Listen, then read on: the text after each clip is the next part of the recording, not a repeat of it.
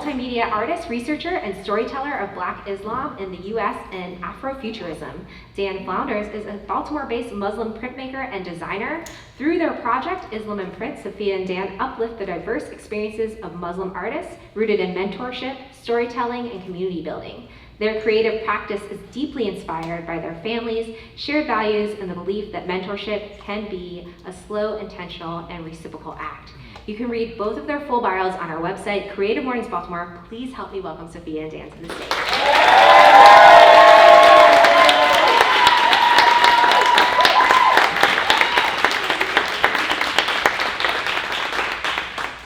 Hi guys, I'm Safiyah. Thank you for coming today. It's really cool to see so many people from different parts of our life here. I'm going to be reading from a script, so bear with me. Okay. It's no surprise to us that two of our biggest influences are family members who are educators. I don't know anyone who exemplifies mentorship better than my grandmother, who for over 10 years led a homeschool for Muslim teenagers called Homeschool High, in addition to being a teacher for over many decades. Through the selfless and all-encompassing labor of Homeschool High, I've seen my grandmother incorporate students into her personal life and provide them with experiences that can only be achieved by truly being in community with students. I was raised similarly, going to school in the homes of Black Muslim women up until 4th grade. And it only occurred to me recently that this foundation really shaped the way I view someone can be a mentor. For Dan, his mother also dedicated her life to uplifting young people as a reading specialist for over 20 years. Dan was raised witnessing the patience and perseverance of someone who not only taught others with a focus on special education, but also spent countless hours coaching him through a reading disability. You can read more about our upbringing in this article by Ned Sanchez and Be More Art. And I think it shows like we were always meant to be educators and mentors. While I've had numerous experiences teaching young people art education, I began to understand mentorship 8 years ago when a withdrawn teen during my time at Wide Angle Youth Media sought me out for some dire emotional support outside of our class time. This situation truly helped me realize my impact by being a consistent member of a teen's life and the weight that that relationship holds outside of the classroom. Almost a decade later, in my position at the Walters Art Museum, I'm the assistant manager of teen and career development programs there. I'm able to be more intentional about my mentorship and see its impact more clearly. In the past 6 months, I've written 3 letters of recommendation for a teen who participated in 2 extensive programs with me over the past year. And this past fall, she joined Howard University and applied for an internship at NAMAC, the National Museum of African American History and Culture. Yeah, there is some good news coming up. And as a former NAMAC intern myself, I was able to write from a deep place of knowing both her and the institution. And I'm really proud to share that she got the internship. So crazy, especially as a freshman in college, it's really awesome. And it's really rewarding to see and affirm students in this way by allowing them to read my praise for them in written form and also just be a reliable and safe space for consultation and comfort. So my experience doing a lot of design education, I feel like it is newer than Safiyah's, but from my experience, I was a MICA student myself and got a lot of personalized mentorship, whether that was from the pandemic and having a friend and gaining an MFA student to really guide me through my experience, whether it was getting a job, getting more experience, being a freelancer as I was only 20. His mentorship wanted me to instill some teaching back at MICA, and I got the opportunity in the past to teach typography and advanced typography. And even 2 of those students now that I was teaching, I think like 3 years ago, are a part of my team at Wide Angle Youth Media that I hired and now employ. So it's really cool to see that crossover. And at Wide Angle Youth Media, I think my training and teaching style at MICA was inspired by, on-the-job training techniques, learning how to get hired, building your portfolio that personalized individual interests and allowing a space for young people to grow. This work here has been really, really fun. We can see from our young people, some of the people even in the crowd are impacted by the work that we do at Wide Angle. We really appreciate you all. I see Afro Charities here and some others. We really built a great space for our young people. We have 7 designers on the team. All of them are coming from academic or non-academic backgrounds, building a space where they, after this 1-year, 2-year apprenticeship and internship, they can get a job in the field. And we're additionally supporting our young people to find external opportunities outside of Wide Angle to grow, whether it's in Baltimore or beyond.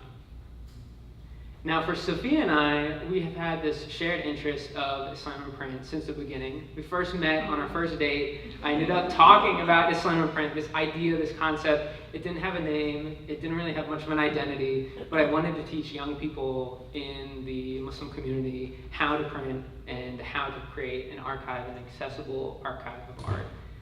Through that, I think the first date, it did not land well as an idea. But absolutely not.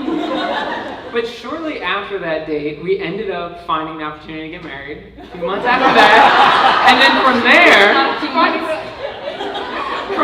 from that, I think Islam and print was locked in. We couldn't undo it. Begrudgingly, I started this idea in 2022 with you. I think Safiyah can tell us about the programming. Yeah. It definitely took some convincing. I was like, I just met you. So Islam in Print is a community printmaking fellowship. We aim to champion diverse Muslim experiences and strengthen career readiness through building a network of emerging and regional visual artists. We build this through a network of, we grow this network through a cohort of 3 people, sometimes 4, who co-work, critique, and produce a collection of prints that then becomes a group exhibition. Islam in Print encourages an Islam that leaves no one behind. We aim to portray the vastness of Muslim experiences through different expressions of Islam, different artistic practice, different sexual orientations, ethnicities, the list goes on, and we're really proud of that. Each of our artists has a different relationship to their faith, and we leave space for those interpretations.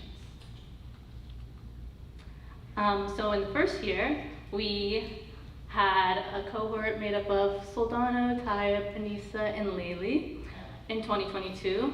And after a year of working with this cohort, we realized that a lot of them were asking the question, what happens when we nurture a budding idea, a forgotten memory, or a restrictive space? They created artworks that reflect navigation of blurred childhood memories or illustrative imaginations. And a lot of the prints that year referenced dusty attics, dream states, distant homelands, and gender-segregated mosques.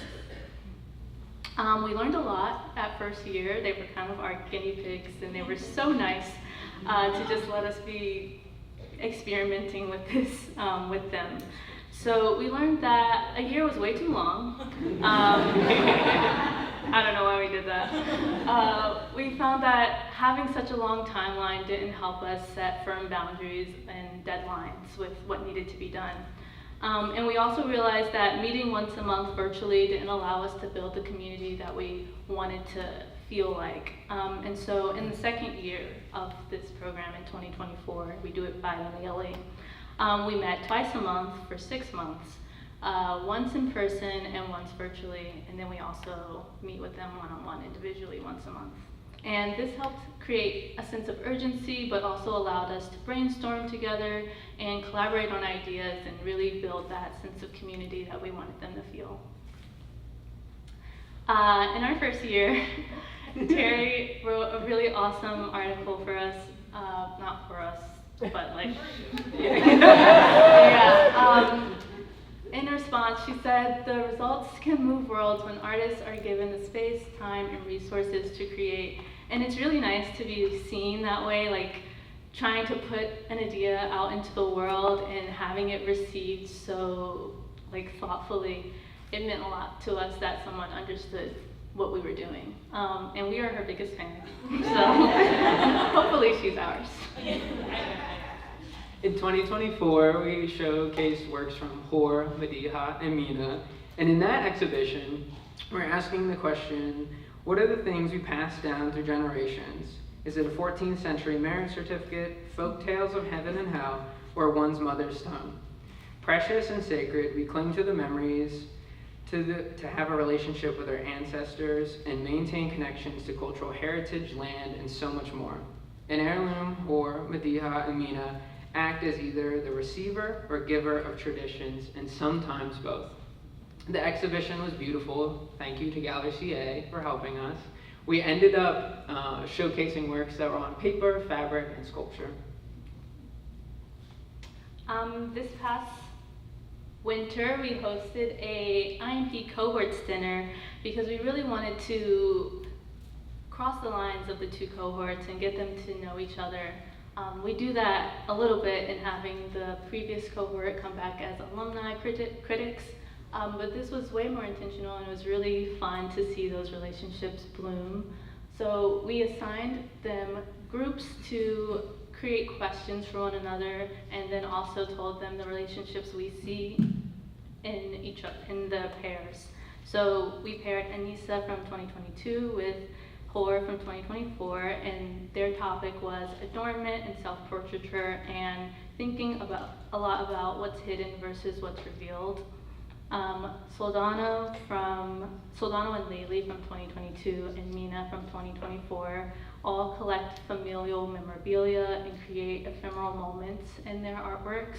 And then Madiha from 2024 and Tayyab in 2022 both reimagine spaces and relationships very poetically in their works. And it was really cool to see like friendships blossom like right before your eyes. And we hoped that would happen, but it was really clear that they were like really vibing with one another, and we're like, yeah. Here's a cute picture. I think the sweetest thing was like mid our workshop of having them ask each other questions. We heard Mina and Layli like sitting on our kitchen floor tiles like giggling, and we were like, what is going on? And we ended up, it was really sweet to see everybody kind of affirming each other and like building off of one another. And so this came right before a group cohort exhibition, and we hope that the relationships that we saw between their works were clear in the exhibition, where we deconstructed the previous relationships and narratives that we built between their individual cohort shows and reestablished new relationships in the curation of the show. And this was at Black Rock Gallery in Rockville, Maryland. So a really important part, additionally, outside of the mentorship, the community building, and the critique, we end up creating 2 print editions per artist in the cohort. It's really exciting to build that relationship with an artist that does not have a printmaking background, thinking about how do I understand their work as an external person, and then how does the artist understand their work, and how do we color separate that, build it out for something, and make it more. It's really interesting, I think, from the fellowship, like care and love that we put into the artist, because we are doing the printmaking process, the paper cutting, the screen printing, and all of the physical work in the process for the artist. You know, the artists all have different relationships to the print process. We can see on our most right, Layli ended up having to move back to Texas during that year-long fellowship. That was way too long. But when we got to have Layli back, Layli ended up living with us, so sometimes unofficially to stay in residency as well. Just for a week, and we ended up every night going to Current Space and printing throughout the night. I think we even missed some parties that were above us trying to screen print. Each artist is coming from different backgrounds, and the middle Hor is from 2024, and it's really interesting to see how her painting transferred to screen print. We have around 8 colors on paper, which is really fun to print. And then additionally, we have Soldana to the left, and that is a mono print with hand additions, which is really fun. Now, of course, we want to, really appreciate our supporters throughout the years. I think we've had no money in the past, and it's all been of love and self-funded and some micro grants, which we really appreciate. But all of our professional development aspects of this are coming from Terry, Anissa, and Joy. Each of them are within arts nonprofits, culture, writers, and curators. And they come back to be guest critics for them. And part of this, like, no money is like, maybe we can flex our relationships instead of, like, not offering anything. I think it builds on the propaganda of the Slam and Print being a friendship-based cohort, or hoping to be. Yeah, And it's just vibes, really. Of course, we want to thank. Well, first, you guys are getting a sneak peek Oh. today. Earlier this week, we learned that we received this year's Grit Fund.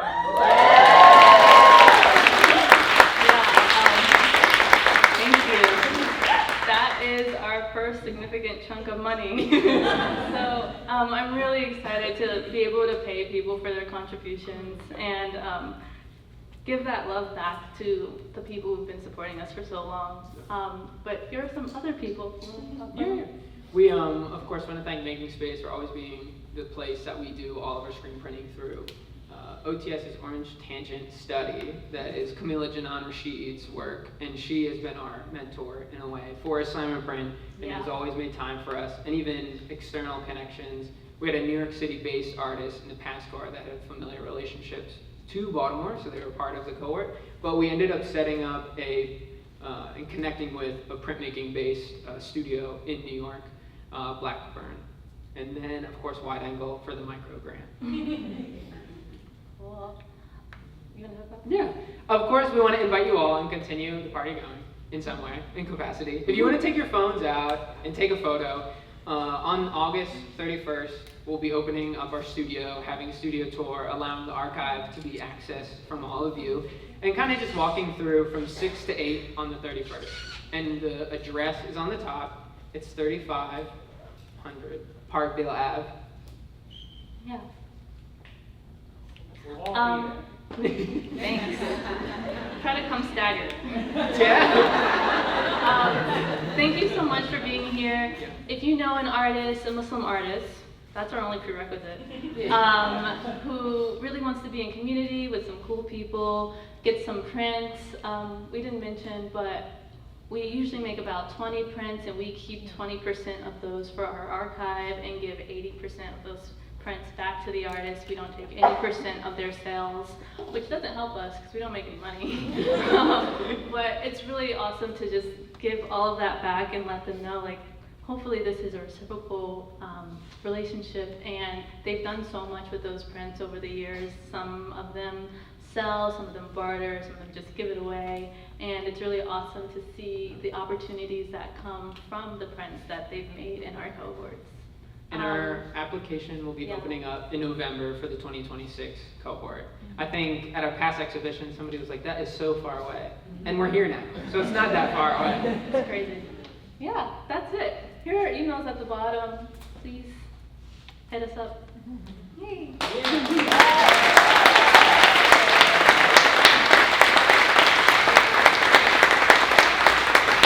Stay up here. We're still taking Q&A. Stay up here. Stay up here. And also, we'll be sending. Sorry, I got so close to you, Theo. We'll be sending a follow-up for you all about the information about the open studio. So hopefully, hopefully you wrote it down now. But if not, we got you. So now we're gonna do some Q&A.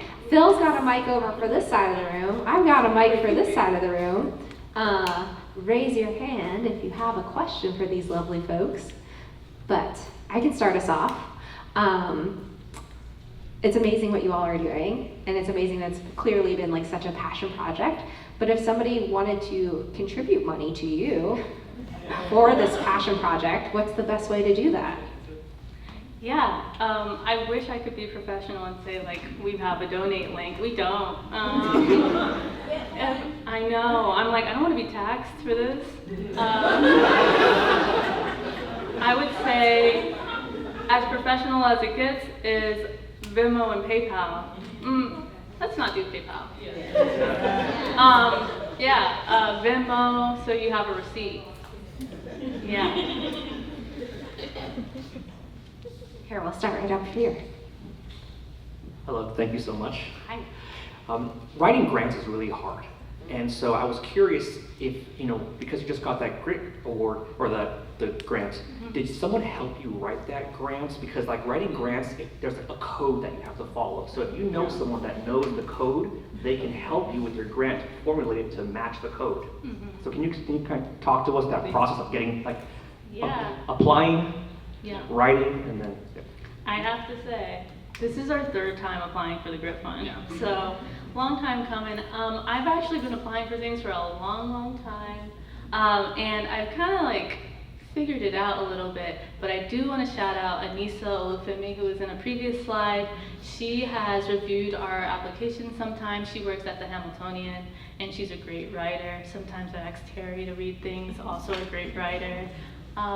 But I really think like most of it is trial and error and like seeing what works and what doesn't work. I think my very first big grant was in 2019, and I got the Ruby's Artist Grant with my friend Ade, and I was like, oh, I can do this. Yeah, we can. I think, and even to add more to, like, we don't have like a grant writer or like a freelance grant writer, but we do have like roles for assignment print. And Safiyah is like more on that side, and I'll stay on the printing and design side. Yeah, I'm not a printmaker.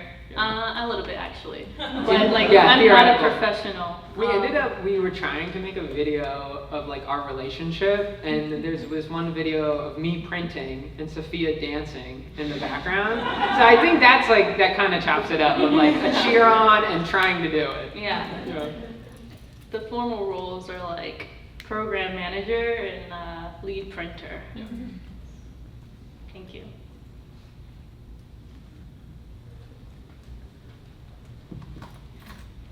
I'm going to second what was said here today, that you guys are doing an amazing work. I really believe that if you're sharing your gifts and your passions with the world, you're doing a great work. So I just, and if this does nothing other than spark a few thoughts, we know with any project or with any business, money is the first thing that everybody's going to say and everyone's going to need. But as we're all here collectively, there are people in marketing, there are people who have writing skills, there are people with graphic art skills. There's so much talent in this room. What would you say is an immediate need that you guys may have currently, or looking 6 months to a year, that someone here may be able to contribute to you? That's a great question. I think, I don't know, it's I interesting. have one. You have an answer? All right, so I feel like people only feel like things are official when it has like an Instagram page. We have a website, I don't know how many people go to it, but we've decided not to have an Islam and Print Instagram because it feels like a separate job, and we don't want this to feel so laborious for us. As you heard, we both have full-time jobs. And so we post about Islam and Print and all of the things we do and opportunities on our personal Instagrams, and it would be nice if someone could just run an Instagram page for us. Yeah, for sure. I think too, the reason why we keep like some separation of, I guess, like that fully leaning in is we do really like our day jobs, and we do like having this passion project that we do every other year, and almost keeping them some separate. That it's really a benefit to be able to do this, and we enjoy where we're at. Yeah. Thank you for asking. We got a question back here in the back. Hello. I'm just curious, as as mentors, if you've ever had a kind of standout moment where a mentee kind of gave that back to you, and you kind of had an experience with them where they shared knowledge with you where you're like, oh, this is going the other way too. I can kind of answer that. With running the design team at Wide Angle, one of my young people that I taught at Micah and now is a part of my team is so good. And I think like there was just like a few moments recently in working together, they really just hit like the nail on the head every single project, and it's been so fun to see that. I feel like now I'm in such like more of an admin and mentor and critique space. So it's really fun to see that like wow of design and like really enjoying design through their eyes and what they're producing. And hoping that the little part of it is me helping, but maybe that's selfish. I think really they're just great, and it's been great to be with them. Yeah. I feel like I'm learning from my young people all the time. I'm hosting a few this summer through BAI, Bloomberg Arts Internship, and YouthWorks. But I feel like this photography program that we do at the Walters really helps me see the world through their eyes, and it makes me feel like I'm seeing new things in spaces that I'm in all the time. And so it's really refreshing to just like have a young person show me a new way of seeing. And people should go see their show. Thank you. And I think it's also interesting too, because like Safiya's young people that you're connecting with, we're using this term, but it's broad. Yeah. Of like, you're within high school age Yeah. and below, and then I'm focusing more on 18 to 26. So sometimes it's even funny when I'm like, wow, the perspective is so inspiring from this young person, but they're just 2 years younger than me. So there's really there's no gigantic remove, but like, it's beautiful to see that because I'm in my own thoughts at work, and so are they, but it's really a benefit. I got it. You don't have to be that much older to mentor somebody. Thank you for your thoughts and your work. My name is Maya, and I have a flower business, and I feel like I often run up against this question of when you're successful, sort of biggering and continuing to grow. And I've also done nonprofit management, I've written a lot of grants, all those things. So your comment made me curious, do you have like a growth vision, or do you like it this size and do you want to keep doing this, or you don't know, which is fine. And I just want to applaud the idea of something being a smaller passion project and that being okay, and that the end goal doesn't need to be something that is your full-time job and a registered 501c3 and blah, blah, blah. Yeah. It can be, but Yeah. there's a lot of things to be said for passion projects. So I was just curious, some of your thoughts on that. Yeah. I think some of our aspirations are really centered around like thinking small and doing something big.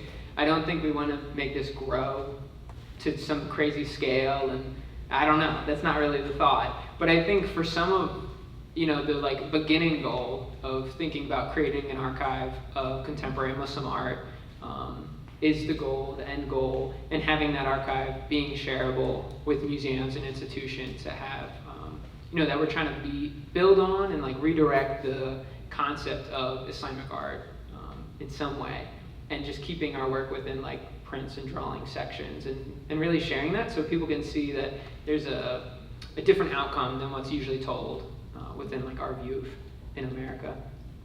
Yeah, and I want to add that I'm a firm believer that sometimes things need to end. We don't need to do a project forever.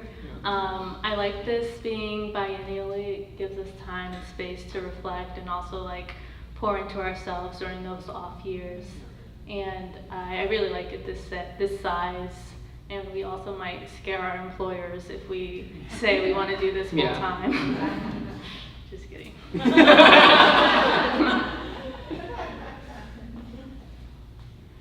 Hi there. Thank you so much for y'all's time this morning.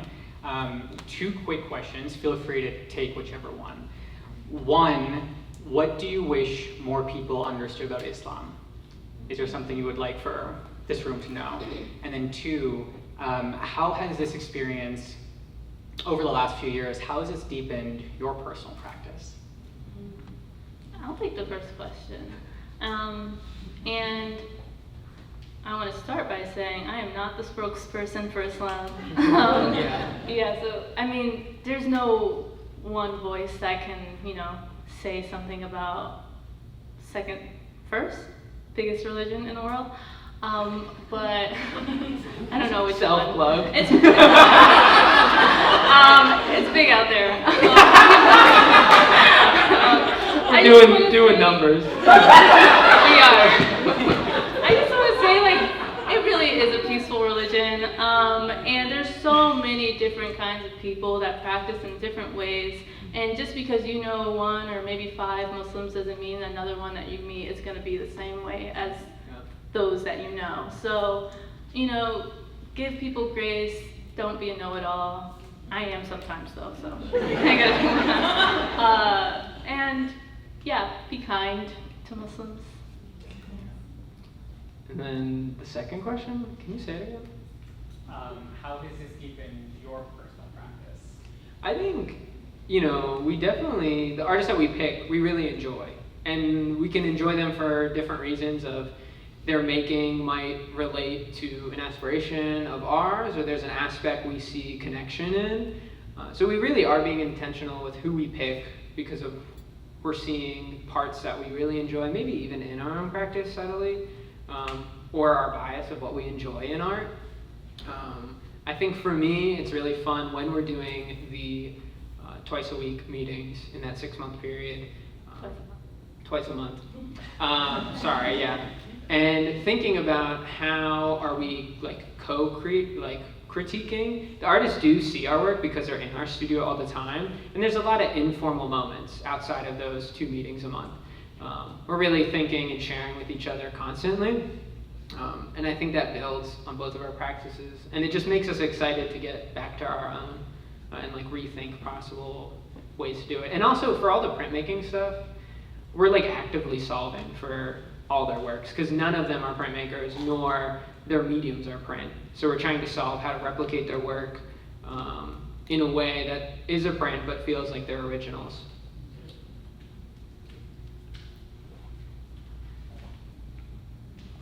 Hi y'all. I just wanted to say, as somebody who has watched you all as creatives from afar, it's really beautiful to see how you work in partnership with each other. I see a lot of I see a lot of balance and respect and mutual care. I was wondering, how do you feel mentored by each other and supported by each other as a couple, as business partners? Also, shamelessly, I'm a grant writer and I do private consultation. You should talk to me after. Shout out, shameless plug. Shameless plug. That's a fantastic question. You wanna start? How we mentor each other?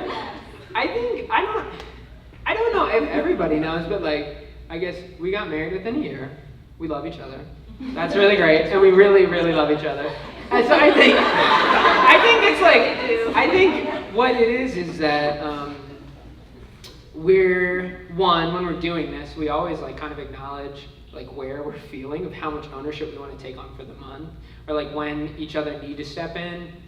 And I think it is that grace that helps throughout it, because we have a system, but the system's kind of made up. So we're actively building on it.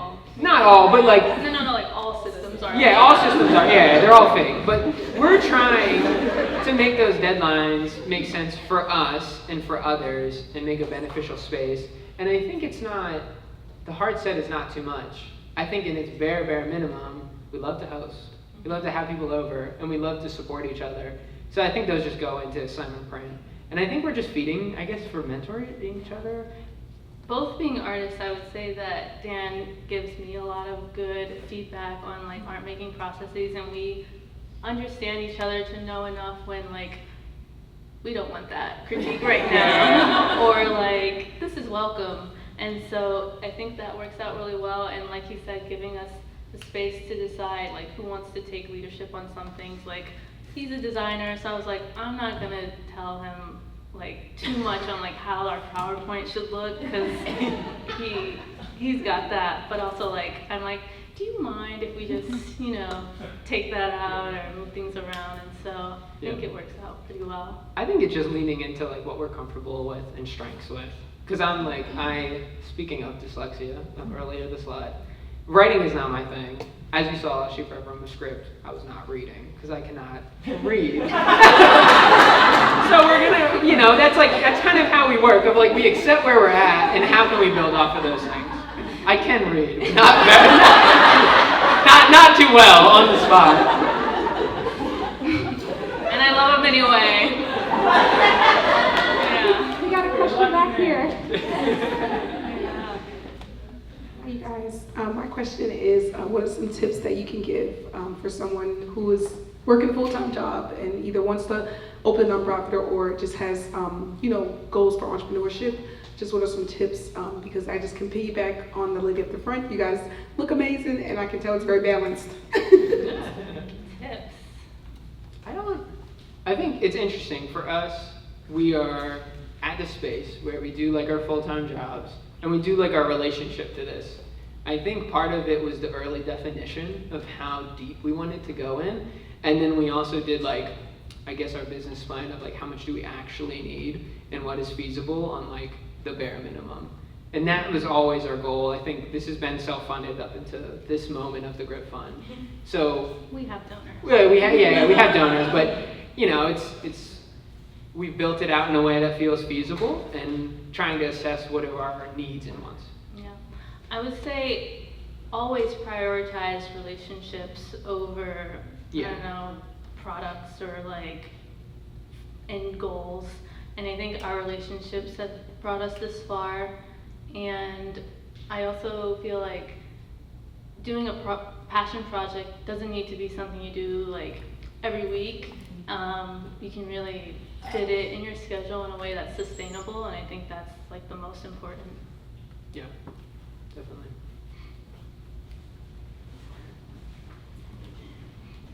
Behave, Ryan. Yes, ma'am. I have no training in the work that I do day to day. I'm a mentor. I have only ever worked in like terribly toxic work environments.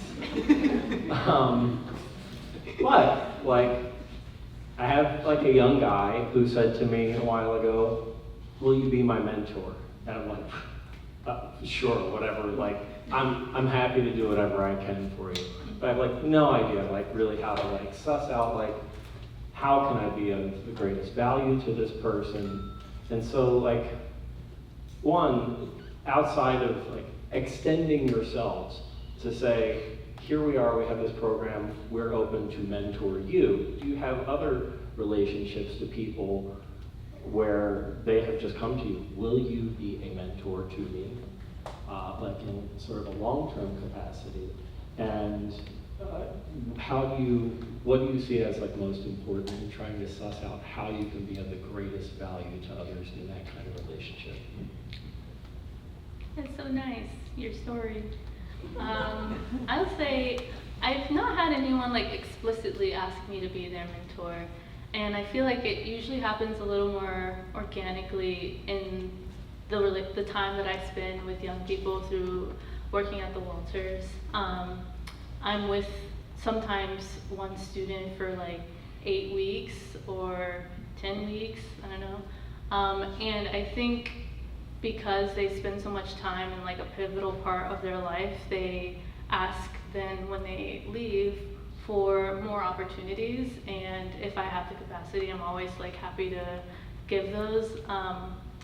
Another like story that I can share is a teen who was in an intensive program with us last summer, so multiple weeks for multiple hours a day, and she wanted to shadow with us at the Walters, and that is not part of my job. And I was like, oh, I don't know. Like, I'm gonna have to come into work every day, and I usually only have to be there 3 days a week, so that's, you know, my personal time. But I really felt like she was going to be a really great like arts professional, just by the way she carried herself and like her commitment. And I was like, you know, I want to foster this, and yeah, you can shadow me for 2 weeks. And it was so beautiful. She was so appreciative, and I was like, hell yeah, this is why I do it. And so it's nice to like see those things pan out, and even if like we don't have a established formal relationship as mentor-mentee, like I can see it, and I think they see it too. Same. I think we're over time. No, I just say same. And I could give you like the corporate-y answer of like, oh, but I don't know. It's like, it's really how you're like being intentional with your questions and areas of support and finding the opportunities, you know, that they might have mentioned months ago, but you're still remembering what they're saying and making note of their personalized interests and passions and trying to find a way to make that succeed for them. Because somebody did it for you maybe, or maybe not. Maybe you're hoping somebody did it for you, so I can make that, you know, connection happen. Yeah, I think like being super thoughtful of other people and like their goals is really important to remember. Thank you. Can you help me thank them?